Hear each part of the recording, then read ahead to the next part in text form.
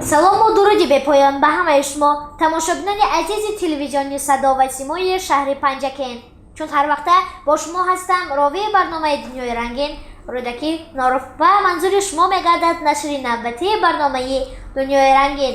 меҳмони имрӯзаи мо ҳастанд Гулдухтаре аз муассисаи таҳсилоти то мактаби рақами 8 ба номи Наврӯз. Марҳамат, худро маърифӣ мекарде? ман Ҷама Бойзода таронаи Илҳом мебошам. Дар кӯдакистони рақами 8 ба номи Наврӯз таълиму тарбия гирифта истодам. аҳсан, устоди шумо дар ин ҷода ки ҳастанд? Барот ва марҳабо ҷон. аҳсан, дар васфи устодатон ягон шеър медонед? бале. марҳамат, қироат кунед.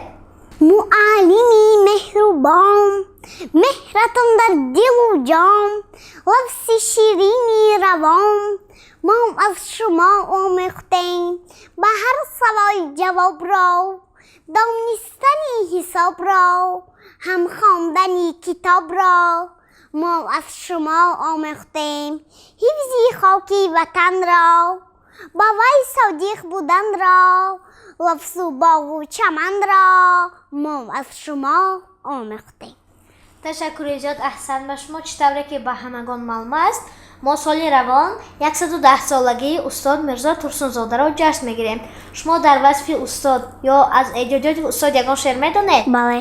марҳамат, қироат кунед. нишастам дар лаби дарёи кӯҳӣ, ба худ ман ёфтам мавои кӯҳӣ, сараш бар санг мезад рӯди кӯҳӣ, ба доман ҷанг мезад рӯди кӯҳӣ, ба мисли шири навҷӯшидаe буд, палангу бабри хун нӯшидаe буд, дара аз хӯриши обаш садо дод, насимаш ҷисму ҷонамро ғизо дод. ба дӯ гуфтам ки рӯди равшан асти, муроду мақсади ҳар гулшан асти, дилат пурҷӯш, рӯят пурбор аст, ба ҳар ҷое ки рафтӣ навбаҳор аст, ҳавои боғбистон хӯрамастуст, замини Тоҷикистон хӯрамастуст. чароғи хонаи моро фурӯзӣ, лаби чоки биёбонро ту дӯзӣ. ту ваҳшӣ будию мо ром кардем, ба нуристон туро инъом кардем.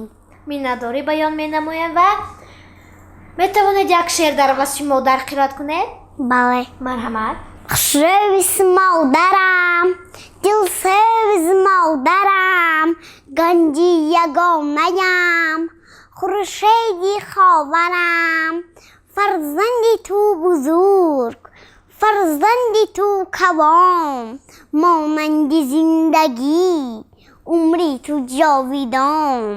фарде надидам мисли ту хокзор, марде надидам мисли ту бурдбор. хушрӯз модарам, дилсӯз модарам, номи баланди ту то каҳкашон барам. аҳсан, ба шумо офарин ва метавонед якчанд шеър аз эҷодиёти устод Гулчеҳра Сулаймонӣ. ба фикрам шумо шеъри бибиҷон Амиядро медонед, ҳамин не? бале. аҳсан, марҳамат, қироат кунед. бибиҷонам меоям, дилу ҷонам меоям, аз роҳи дур меоям, ба зур меоям. бибем оянд мо хурсанд, қиссаҳояш пури қанд. ман мизу ман меорам, чизҳои нағз меорам. равам кӯрпача орам, болишти парк гузорам. чояки гарм биёрам, нонаки нарм биёрам. бибиҷонаш шинонам, хафа шудам намонам. бибиҷони хушрӯям, биби қиссагӯям. аҳсан, метавонед якчанд зарбулмасал гуфта бошед? бо як гул баҳор намешавад, чашми сер ҳам давлат аст, даҳони баста сатти лол, хонаю палос одаму либос. аҳсан, ба шумо ташаккур. дар васфи боғчаи азизатон ягон шеър медонед? бале. аҳсан, метавонед як шеър дар васфи боғча қироат кунед? бале. марҳамат. аёча ҷон, аёча, маро бубар ба боғча, ба рӯҳам интизор аст, با بخچه موزوچه میدونی اوچه جون سوچه من زنین بیا رفتیم به زودی باردارمش از زمین اوچه چه روز اوچه ام با ما نگوید سخن دست و رویش رو سهر نمیشوید مثل من دختری شیرین زبان تو هم چو زاچه بودی میدونی زاچه ای کی زاچه ای اوچه بودی. احسن به شما که اینقدر شعرهای بسیار میدانید و زیبا قرائت میکنید ندارد که در آزمون جمهوری فروغ سپیدانایی کتاب است اشتراک ورزید؟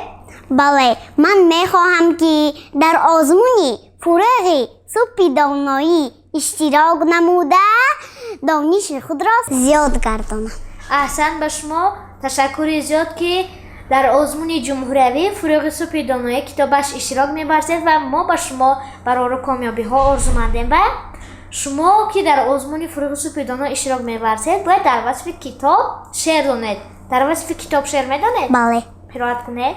کتاب اگر بخوانی محبوبی همگانی هر مشکل پیش آید اصلا تو در نمانی کتاب اگر نخوانی نادان و ناتوانی کاری تو با رفیقان دژنام و بدزبانی.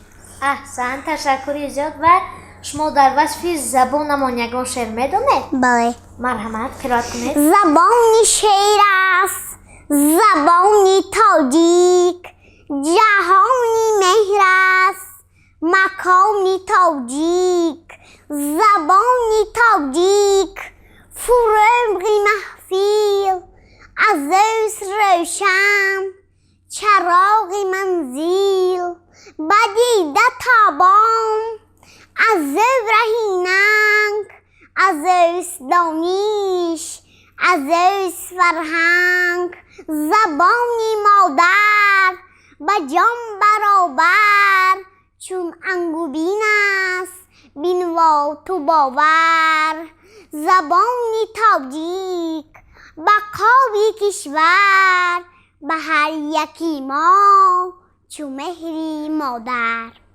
تشکر زیاد و در وصف وطن عزیزمان تاجیکستان یگان شعر میدانید؟ بله. مرحمت قرائت کنید. تاجیکستان میهنی من صبح و شامت پر صفا است بحری میلت از همه گنج صلح و وحدت بی بها است شکری صلح و شکری وحدت شکری استقلال کشور تا ابد بادا درخشان اختری اقبال کشور. تشکر زیاد احسن به شما و شما میتونید در فرجام برنامه یک شعر در وصف دوشنبه شهر قرائت کنید. شهری دوشنبه شهری جوان است با عطر گلها زیبی جهان است شهری دوشنبه باشد گوارا روشن بسازد دلهای ما را شهری دوشنبه فرخنده باشد چون آبی سامان پاینده باشد شهری دوشنبه شهری امید است در قلب ملت قصری سفید است شهری دوشنبه شهری امید است در قلب ملت قصری سفید است شهری دوشنبه آینه ماست چون قلب ملت در سینه ماست. تشکر زیاد و میتوانید بهر دلخوشی بینندگان یک لطیفه گفته باشید. سفر به نزدی طبیب آمد و گفت دکتر جان با من یگان دارو دهید من در خوابم گپ میزنم. بعد طبیب گفت زیق نشو پسرم همه در خوابش گپ میزند. درست ولی من گپ زنم همسلفونم میخواندم. تشکر زیاد احسن به شما برای اشتراک در برنامه ما از شما یک جهان سپاسگزاریم. آیا فرزند شما نیز شعر و کیستان زیاد میداند و مثل ترانه بانو شعرهای زیاد میداند ин барнома маҳз барои онҳост. Суроғаи мо шаҳри Панҷакент, хиёбони Рӯдаки, бинои ба номи Лӯҳ Шералӣ, ошёнаи сеюм, телевизиони Садо ва Симо. Ва ё барои гирифтани маълумоти бештар ва иштирок дар барнома бо рақамҳои 92 732 8611 ва 54105 дар иртибот бошед. Рақамҳоро бори дигар такрор мекунам: 92 732 8611 ва 54105. То барномаҳои оянда шоду пирӯз бошед. Хай!